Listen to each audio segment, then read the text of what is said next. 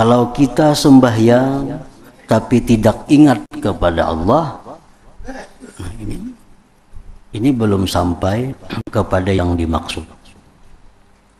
Atau orang ingat kepada Allah tapi kada bersembahyangan, itu pun salah. Kadang-kadang ada orang yang memutung ini ayat, padahal ini satu paket yang tidak bisa dipotong, tidak bisa dibagi. Wa aqimis sholata li dzikri, dirikanlah sembahyang untuk mengingatku. Nah, jadi itu sepaket. Jangan berprinsip bahwa yang penting sembahyang khusyuk kadakah, nah itu pun memakai seputung juga. Atau kada penting sembahyang, yang penting ingat, nah memakai seputung juga. Jadi ini kita diperintah oleh Allah untuk mendirikan salat dan mengingat Allah.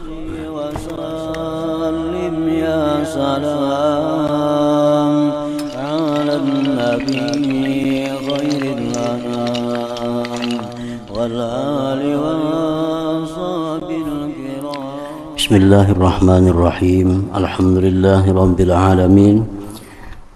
Wassalatu wassalamu ala asyrafil anbiya'i wal mursalin sayyidina Muhammadin wa ala alihi wa sahbihi ajma'in. Qala al-musannifu rahimahullah wa nafa'ana bi'ulumihi fid dharain amin. Bayanu syurutil batinati min a'malil qalbi. Ini keterangan tentang syarat-syarat batin daripada perbuatan-perbuatan hati. Istiratul khusyu', syarat itu khusyu', wa huduril qalbi, dan kehadiran hati seseorang. I'lam anna adillata dzalik katsiratun.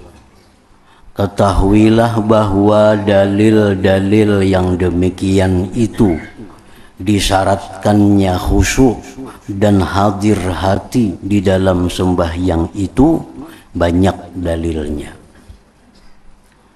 Famin dzalika, setengah demikian, qauluhu ta'ala, firman Allah, wa aqimis sholata li dzikri, dan dirikanlah sembahyang untuk mengingat kepadaku. Wa zahirul amri, zahirnya perintah Allah tadi, al-wujubu, adalah kewajiban. Wa aqimis sholata li dzikri, dirikan sembahyang untuk ingat kepadaku. Jadi itu satu paket yang tidak bisa dipisah antara aqimis shalah li dzikri.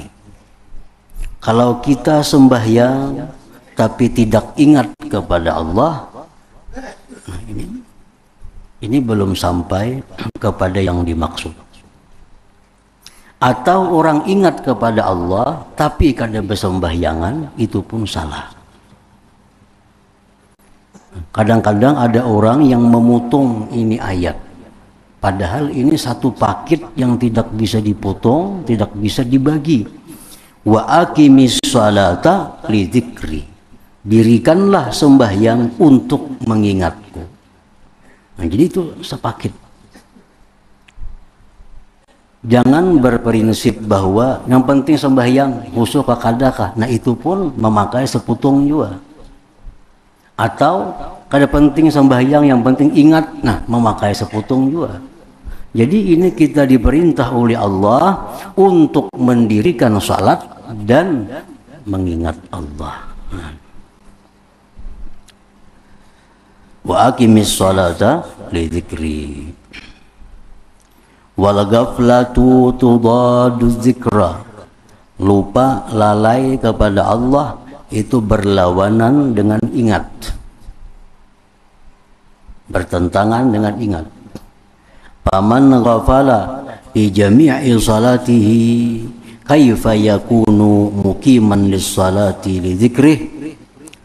Orang yang lalai pada sekalian sembahyangnya, mulai awal sampai akhir, yang kada dia ingat lawan Tuhan sembahyang. Bagaimana dia itu mendirikan bagi sembahyang untuk mengingat Allah. Wa qauluhu ta'ala, dan dalilnya lagi disyaratkan khusyuk dan hadir hati dalam sembahyang itu. Qauluhu ta'ala, firman Allah, wala takum minal ghafilin, dan janganlah kamu menjadi orang yang lalai. Janganlah kamu termasuk daripada orang-orang yang lalai. Itu nahyun, larangan. Larangan Allah. Jangan jadilah kamu orang yang lalai. Itu larangan. Wa zahiruhu, dan zahir larangan itu at-tahrim, adalah haram. Yang dilarang Allah itu zahirnya adalah haram. Yang diperintah Allah itu zahirnya adalah kewajiban. Wa qauluhu ta'ala, dan firman Allah, hatta ta'lamu ma taqulun, sehingga kalian tahu, sadar, ma taqulun, yang kalian kata, yang kalian ucapkan, yang kalian baca. Itu ta'lilun, merupakan alasan linahyis sakran, bagi larangan orang yang mabuk. Orang mabuk itu inya kada paham apa yang dia kata.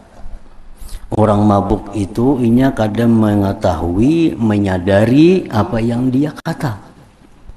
Jadi orang mabuk itu dilarang Allah sembahyang.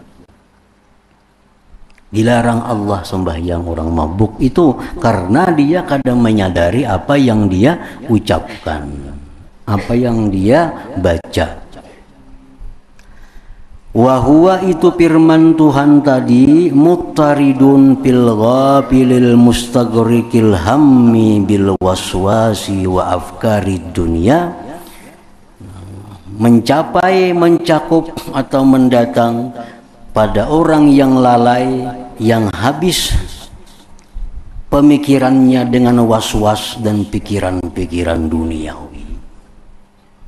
Jadi orang sembahyang itu ada juga kada mabuk, artinya sadar, tapi dipenuhi oleh pikiran-pikiran sehingga kadang menyadari apa yang dia baca.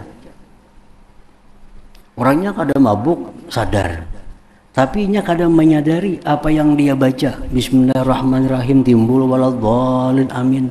Nah, kada tahu apa yang dibacanya karena pikiran itu habis untuk perkara-perkara duniawi.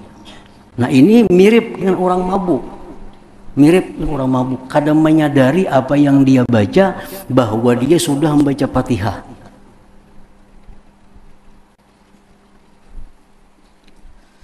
Nah, itu dilarang sembahyang dengan demikian. Usahakan sembahyang itu agar menyadari, mengetahui apa yang dibaca, apa yang diucapkan. Di dalam fikih ada hukum yang menunjukkan bahwa ini ada kejadian. Orang sembahyang jadi makmum. Begitu imam, ini lakum dinukum waliyadin, Allahu Akbar, dia imam. Makmum nih, lalu aku ini sudah belum membaca Fatihah. Nah, itu ada kejadian. Makanya dalam fikih itu ada hukumnya. Bagaimana orang yang seperti itu. Imam, jadi inya makmum ini imam membaca Fatihah, kemana kayaknya kada tahu. Imam membaca Qul ya kafirun, kada tahu juga. Begitu imam lakum dinukum waliyadin, Allahu Akbar, hanya ingat, aku di Fatihah sudah kah belum kah? Nah, berarti ke mana tadi? Amana. Nah, ini mirip orang mabuk. Padahal bukan mabuk dari minuman atau dari makanan, tapi mabuk daripada habisnya pikirannya untuk hal-hal yang duniawi. Wa qauluhu sallallahu alaihi wasallam, dan sabda Nabi, innamas salatu tamaskunun, hanya saja sembahyang itu, ujar Nabi, tamaskun. Tamaskun itu artinya izharul maskanah, nah, menampakkan kemiskinan, kefakiran kita kepada Allah. Wa tawadhu'un, dan sembahyang itu ada tawadhu, ada merendahkan diri kita di hadapan Allah. Adalah dalam sembahyang tadi kita menampakkan kemiskinan, kehinaan di hadapan Allah. Adakah dalam sembahyang tadi merasa rendahnya, hinanya diri kita di hadapan Allah? Nah, maka sembahyang itu jar Nabi adalah tamaskunun wa tawadhu'un. Husira bil alif wal lam, dan dibatasi itu lafaz as-salah dengan alif dan lam, as-salah. Wa kalimatu innama, kalimat innama itu litahqiq wa taukid, untuk memantapkan dan menguatkan. Hanya saja sembahyang itu dinamakan sembahyang adalah menampakkan kehinaan dirinya, kerendahan dirinya di hadapan Allah Subhanahu wa ta'ala. Di waktu kita ruku, di waktu kita sujud, nah itu sebenarnya tubuh kita sudah menampakkan kehinaan. Kita sujud, itu tubuh kita menampakkan kehinaan karena kita meletakkan anggota tubuh yang sangat mulia, wajah kita ada di lantai. Nah, tubuh sudah mengisyaratkan kehinaan. Cuma adakah kita dalam sujud itu merasakan kehinaan itu? Nah, itu masalahnya. Hendaknya waktu sujud itu bukan hanya tubuh yang mengisyaratkan kehinaan, tapi hati kita merasakan kehinaan itu.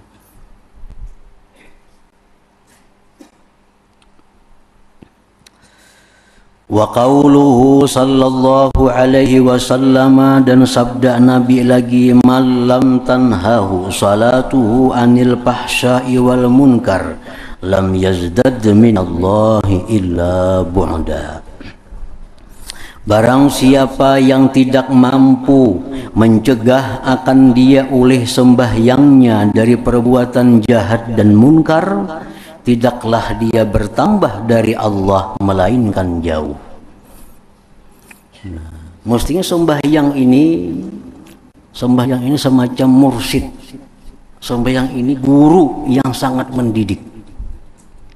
Dari sembahyang itu kita belajar disiplin. Kan sembahyang itu kan penuh dengan disiplin, kada boleh ini, kada boleh itu, kada boleh ini. Cuma ini yang boleh. Nah, kan belajar disiplin dalam sembahyang. Dalam sembahyang kita menyampaikan ikrar, pengakuan kepada Allah bahwa ini itu ini dalam sembahyang. Inna salati wa nusuki wa mahyaya wa mamati, itu ikrar kita kepada Allah.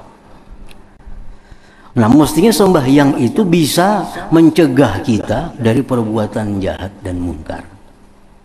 Kita hendak berbuat satu kemunkaran, ingat, aku tadi dalam sembahyang mengaku di hadapan Allah bahwa aku ini hidupku untuk Allah. Mun aku berbuat maksiat berarti kada untuk Allah. Nah, mestinya sembahyang itu bisa menjadi demikian.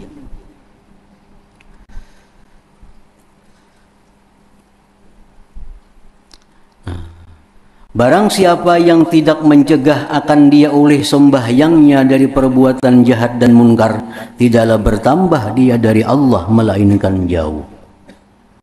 Artinya kalau orang sembahyang, tapi maksiat. Nah, orang ini semakin jauh dengan Allah. Semakin jauh dengan Allah.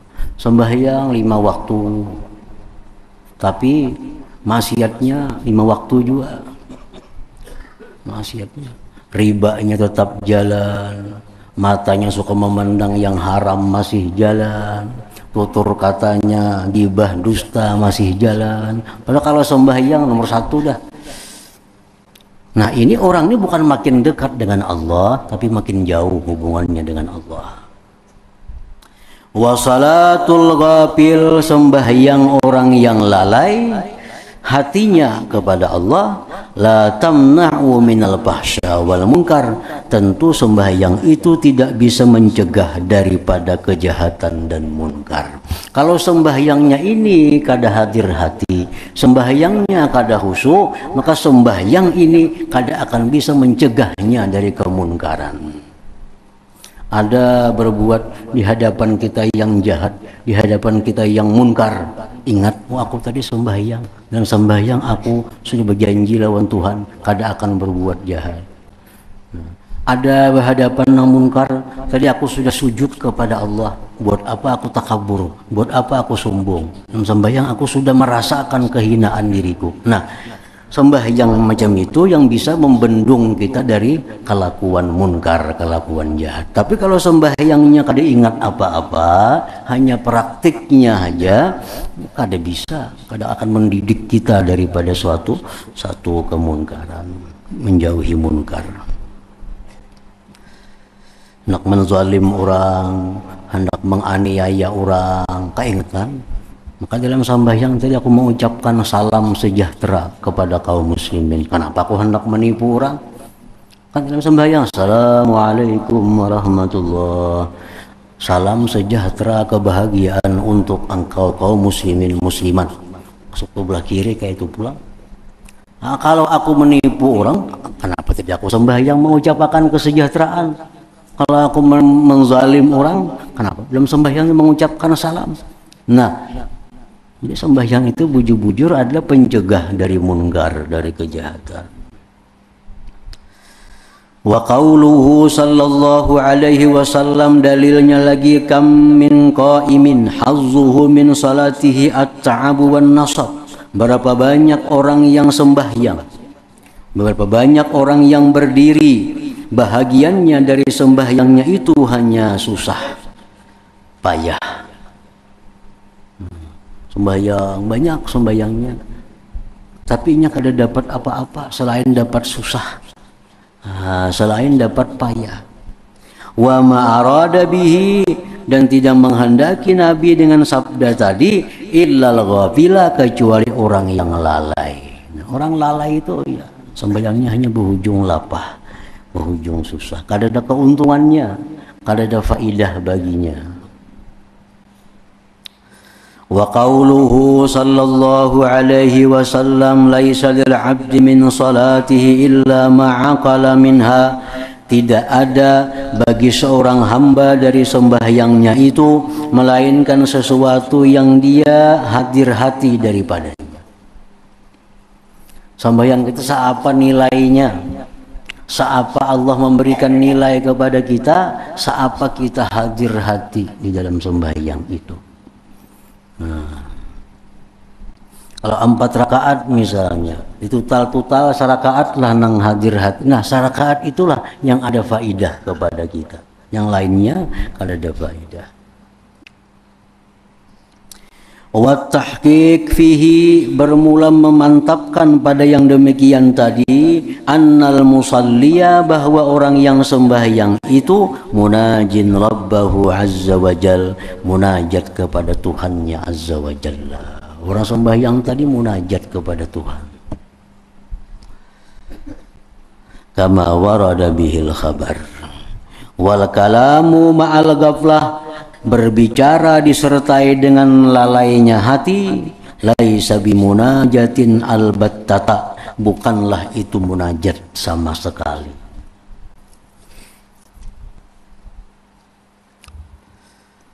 Walau halafal insanu wa qala la ashkuranna fulanan wa usni alaihi wa as'aluhu hajatah.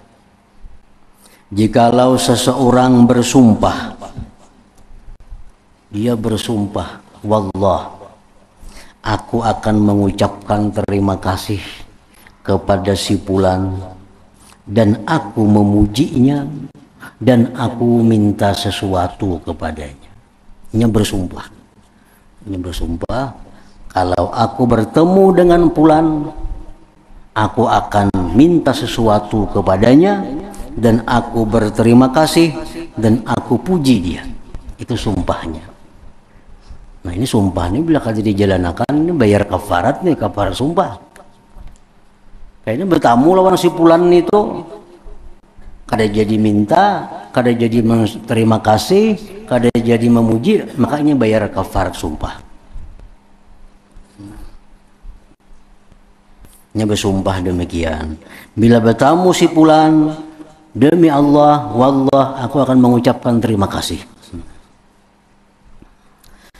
Summa jaratil alfazu ad-dallatu ala hadhil ma'ani ala lisanihi bin naum. Kemudian berlaku kalimat lafaz-lafaz yang menunjukkan atas ini makna-makna di lisannya pada waktu guring.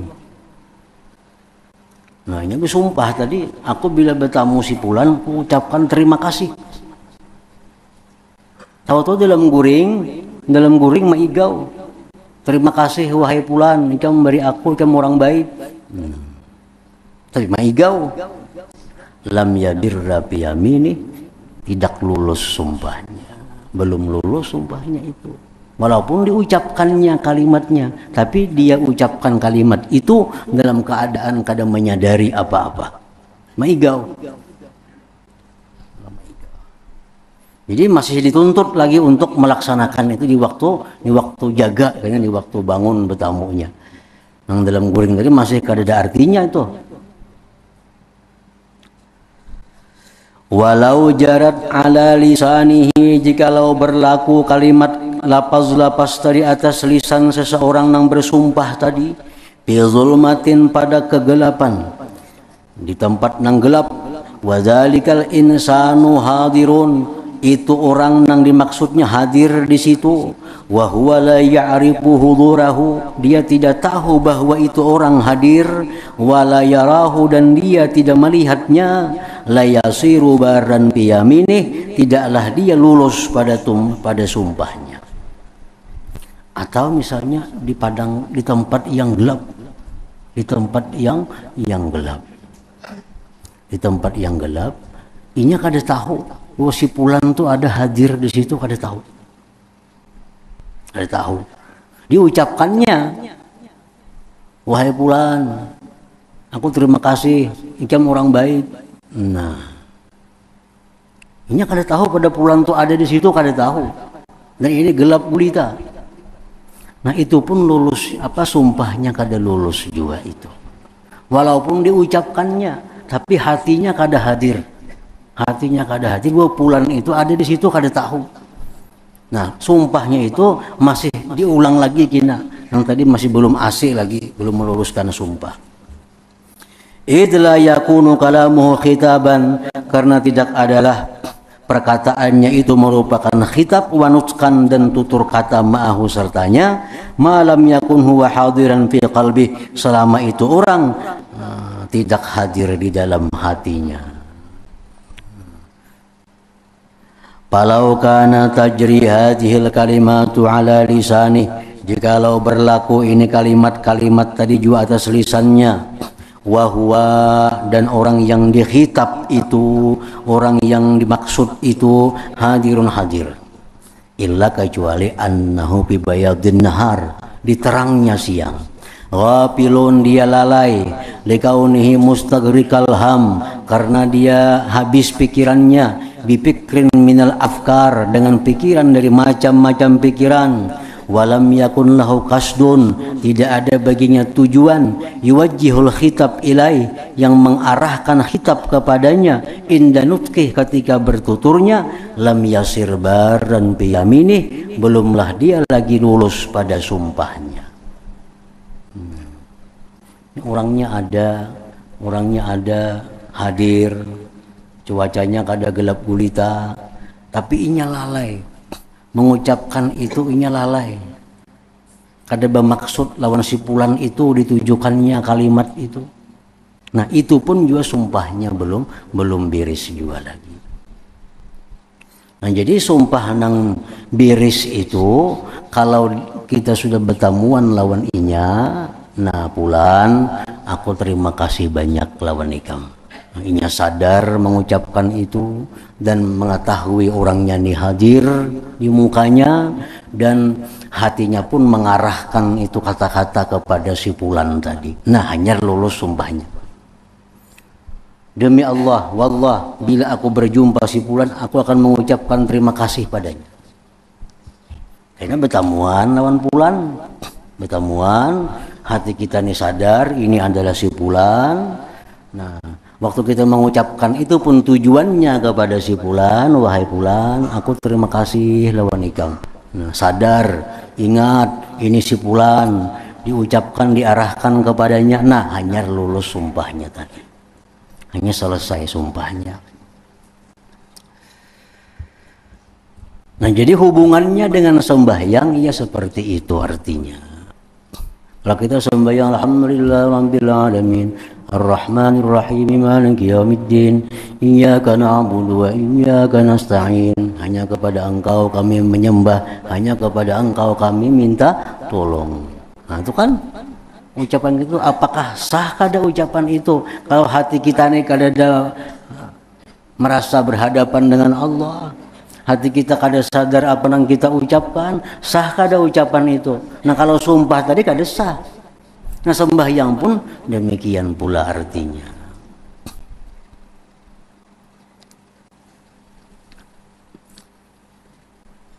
Orang maigau, umpamanya maigau, biniku ku talak, sah lah talaknya? Kada sah talaknya. Kenapa? Hanya maigau, kada menyadari apa yang dia baca. Nah, sama sembahyang, inya kada menyadari apa yang ia baca. Bacaan itu sah kada? Nah, itu oleh para ulama ini dikatakan itu kada sah bacaannya, karena inya kada mengira, kada menganggap bahwa Allah tuh hadir, kada ada. Tujuannya pun kada menghitap menuju kepada Allah, cuma hanya kalimat saja menuju kepada Allah. Iyyaka, kepada Engkau kami bersembah, kepada Engkau kami minta, hanya ucapan, tapi hatinya kada menunjukkan kepada Allah. Dia merasa bahwa Allah kada ada di hadapannya. Nah, ucapan itu berarti kada sah ucapannya itu. Ucapan iyyaka na'budu wa iyyaka nasta'in. Nah, wala syakka, dan tidak ragu-ragu, fi annal maksud minal qiraah, bahwa tujuan bacaan Quran wal azkar zikir itu alhamdu, memuji Allah, wassana'u wattadarru'u waddu'a'u wal mukhatabu, yang dikhitab, yang dituju huwallah azza wa jalla. Allah Allahumma inni a'udzubika, ya Allah, ku berlindung kepada Engkau. Nah, ucapannya bujur aja sudah mengarah ke situ. Tapi apakah inya menyadari bahwa ucapan itu ditujukan kepada Allah? Sadar kada? Sadar kada bahwa Allah tuh ada di hadapannya? Sadar kada bahwa Allah tuh mendengar apa yang inya baca? Nah, bila kada menyadari itu, hanya ucapannya aja, itu hanya dianggap sesuatu yang tidak bermakna, kada ada artinya. Wal mukhatab, yang dikhitab itu huwa Allah azza wa jal. Wal qalbu, dan hati, bihijabil ghaflah, dengan dinding kelalaian, mahjubun anhu, terdinding daripada Allah, fala yarahu wala yushahiduhu, dia tidak bisa melihat dan menyaksikan Allah subhanahu wa ta'ala. Bal huwa ghafilun, bahkan dia lalai, anil mukhatab, daripada yang dihitab, yang dipandirinya. Wal lisanu yataharraku, lisannya itu bergerak, bihukmil adat, hanya dengan kebiasaannya. Hanya kebiasaan, bila sembahyang baca Fatihah, bila sujud baca ini, hanya kebiasaan. Pama ab'ada hada, alangkah jauhnya ini, anil maksud, dari yang dituju, bisalah, dengan sembahyang. Sangat jauh dari tujuan sembahyang kalau demikian. Ini sembahyang itu kita mesti menyaksikan hati kita, Allah itu ada di hadapan kita. Nah, kalimat yang kita ucapkan iyyaka itu memang kita tujukan untuk Allah yang ada di hadapan kita ini. Nah, itu hanya ngarannya hadir hati, sadar. Allati syuriat, yang disyarakkan sembahyang itu, litaskilil qalbi, untuk mengkilapkan hati, wa tajdidi dzikrillah azza wa jal, memperbaharui zikir kepada Allah, wa rusukhi aqdil iman bihi, kukuhnya ikatan iman di dalam hati. Nah, sembahyang itu kan itu tujuan sembahyang, supaya hati mengkilap, selalu baru zikir, nah, kukuh keimanan dengan Allah. Tapi kalau dengan cara nang macam tadi, inya merasakan bahwa Allah itu ada di hadapannya, nah, kalimat yang ditujukannya pun inya kada mengarahkannya kepada Allah. Nah, wabil jumlah, kesimpulannya, fahudurul qalbi, kehadiran hati seseorang dalam sembahyang itu, huwa ruhus salah, itu rohnya sembahyang, rohnya sembahyang. Wa man arafa sirras salah, siapa yang mengetahui rahasia sembahyang, alima, niscaya dia tahu, annal ghaflah tudaduha, bahwa lupa lalai itu berlawanan dengan sembahyang. Karena sembahyang li zikri, untuk mengingatku, ujar Allah subhanahu wa ta'ala. Nah, kemudian bayanul ma'ani al-batinah allati biha tamayyazu hayatus salat.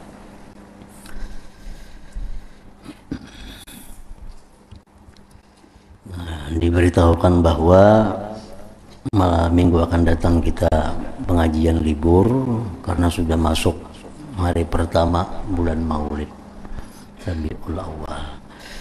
Insyaallah kita kembali pengajian hidup 6 Rabiul Akhir atau malam Selasa yang pertama dari bulan Rabiul Akhir, insyaallah taala.